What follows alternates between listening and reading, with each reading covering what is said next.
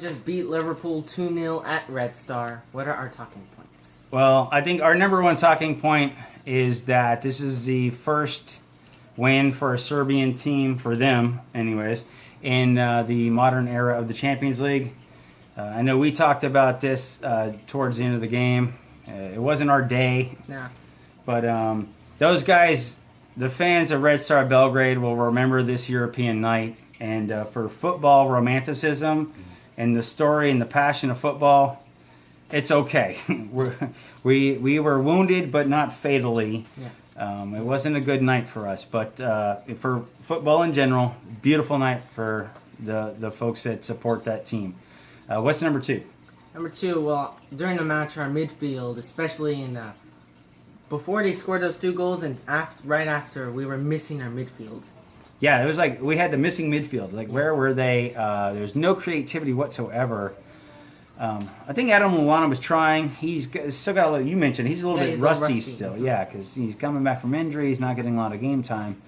But this game was screaming for somebody to take control in that midfield and help get the play going. We didn't have it. It brings us to the third point. Yes, the third point, which is, you said something about the politics over there, like that brings us how we can't bring Shaqiri. Right. If people recall, Shaqiri, I think in the World Cup, scored a goal against Serbia, if I'm not mistaken. Serbia.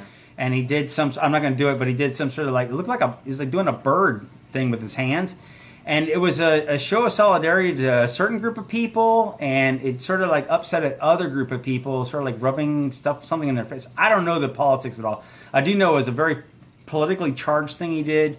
Goes back to the war that those folks had a couple decades back, and those wounds still run deep. And we left our best creative midfielder at home so that he wouldn't be a distraction there in that stadium and in front of those people, because he would have been booed, and that would have been all kind of. We might have learned some bad language in Serbian.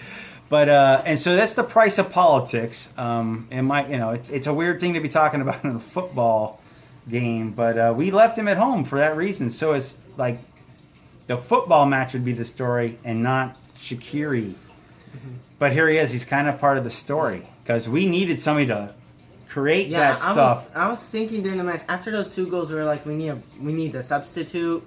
Like Ronaldo for Fabinho or Shaqiri would be great. Yeah. Should bring in Shaqiri on, and then Daniel Sturridge had missed. He blew his chances today, and we definitely played better when we brought Firmino on in his place. But the price of politics, leaving a player like Shaqiri at home. Hey, but football romanticism. Those guys. Congrats to those guys. You're going to remember that for a long time. We have memories of that as being Liverpool fans, so we know there's some nights it goes your way and other nights it doesn't. Didn't go our way tonight. Nope. But we're going to pay attention to that Napoli PSG game and hope for a draw on that one. But anyhow, we lost 2-0. This is Tim. And I'm Ty.